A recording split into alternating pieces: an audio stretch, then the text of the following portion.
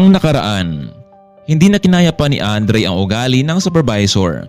Akala mo kung sino ang makaasta, pero kahit ganun pa man, kailangan niyang kumalma.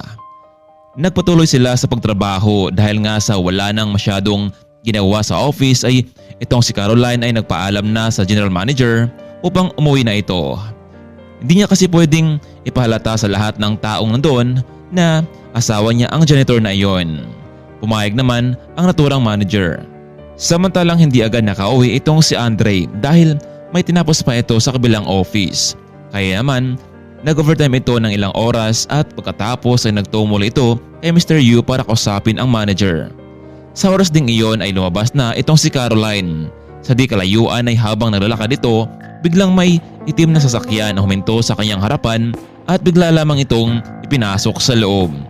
Anong ginagawa niyo? Sino kayo? Wala naman akong kasalanan sa inyo.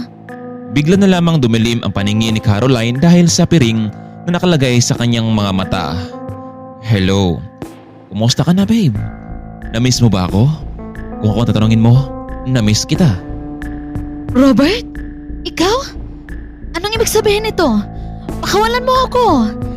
Alam mo namang may asawa na ako, hindi ba? Caroline, hindi ko tanggap na may asawa ka na. Akin ka lang. Walang makapigil sa akin sa pagmamahal ko sa'yo. Pwede ba, Robert? Pakawalan mo ako dito. Hindi pwede, Caroline. Sinasabi ko na sa'yo dati pa, kapag marami kang pera, malaya kang gawin ang lahat ng bagay na gusto mo. Kaya mong bilhin ang lahat ng bagay. Nahihibang ka na ba, Robert? Hindi mo kayang bilhin ang pag-ibig ko. Ayaw pa talaga sa akin ha.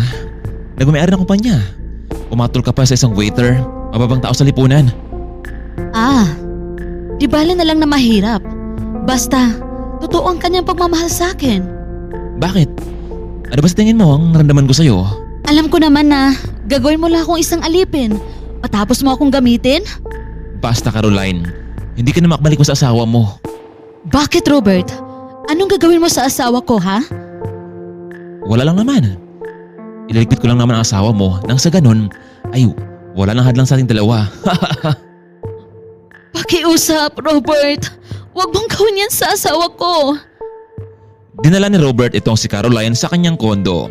Walang makapasok sa loob maliban na lamang sa may kaya sa buhay.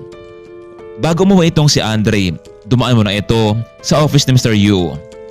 Iyang master, nakauwi na pala si Caroline. Ganun ba, Mr. Yu? Wala bang nanggulo sa kanya kanina habang abala din ako? Hindi ko alam yang master. Kung ganun, Mr. Yu, patingin ako ng CCTV camera sa lahat ng anggulo, lalo na sa paglabas ni Caroline sa kumpanya. Pinakita ni Mr. Yu ang footage. Maghapong natatrabaho itong si Caroline, maliban na lamang sa isang mukha ng kamera. Isang babae ang nasa labas ng gusali habang may kausap itong isang lalaki. Nakita na Mr. Yu at Andre, kausap ni Barbara ang isang lalaki na hindi empleyado.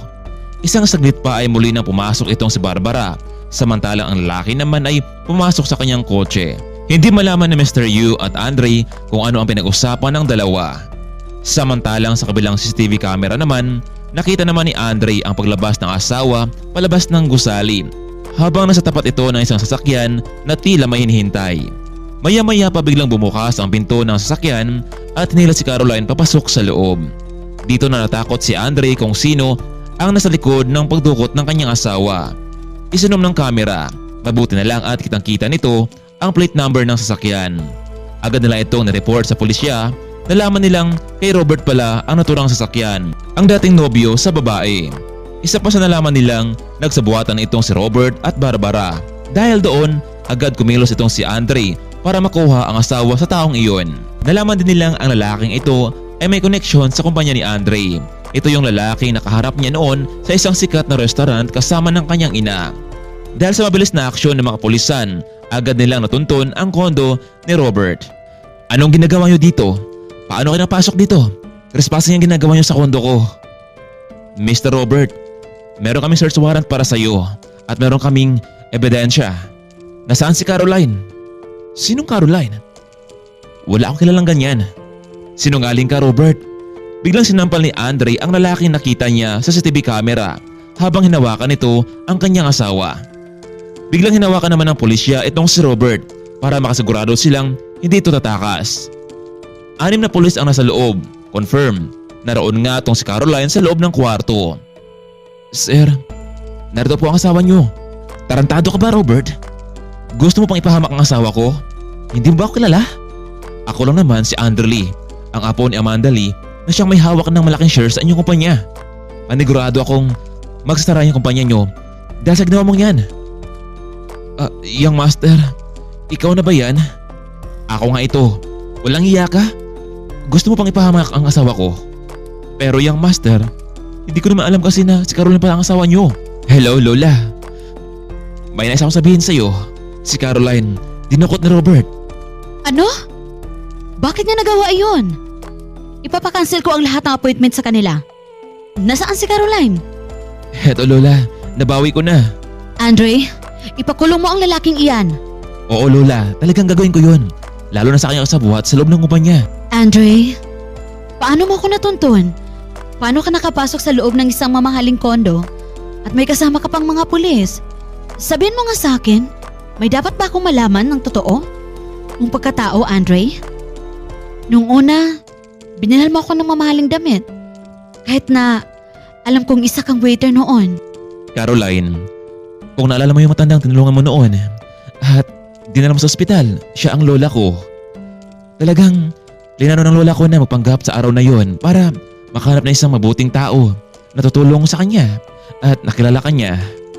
Kaya napatunayan ni lola na talagang mabuti kang tao. Alam mo, Andre, naguguluhan talaga ako eh. Ano ba talaga ang gusto niyo?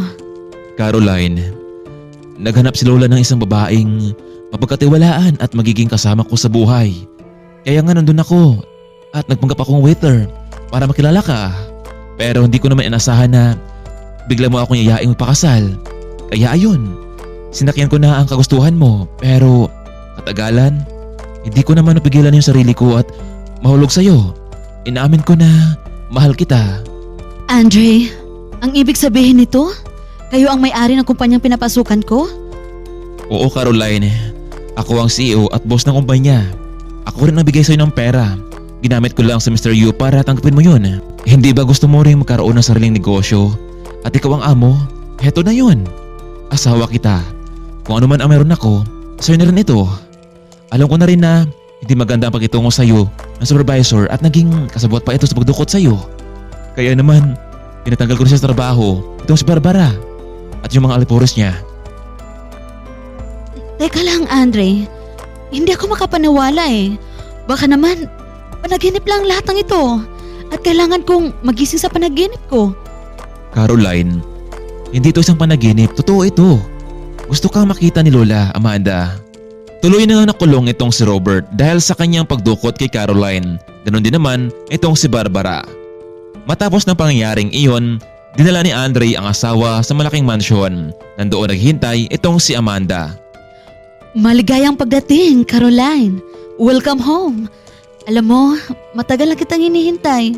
At dumating na nga ang tamang panahon. Caroline, mula ngayon, dito ka na tumira sa mansyon kasama namin. Dahil deserve mong maging asawa ng apo ko. Masaya itong si Caroline para siyang nakabingwit ng isang mamahaling isda para maging dahilan upang magbago ang kanyang buhay. Nagkaroon ng ikalawang kasiyahan sa mansyon dahil sa natupad na ni Lola Amanda ang kanyang plano sa buhay. Samantalang humingi naman ng pasensya ang asawa ni Mr. Yu dahil sa kanyang nakakayang ginawa. Kahit masakit ito para kay Caroline, tinanggap niya na lamang ang paghingi ng tawad ng asawa ni Mr. Yu. Kung hindi lang dahil sa kanya ay hindi niya ito mapapatawan. Sa ngayon, magkasamang namahalan na mag-asawa sa kanilang kumpanya. Ito ang magpabago sa buhay ni Caroline na hindi niya inaasahang mangyari. Hanggang dito na lamang muna kaibigan. Sana ay nagustuhan niyo ang ating kwento. Maraming salamat sa walang sawang pagsuporta. Abangan natin ang ating full episode. Maraming salamat po at paalam. Keep safe always mga kaibigan.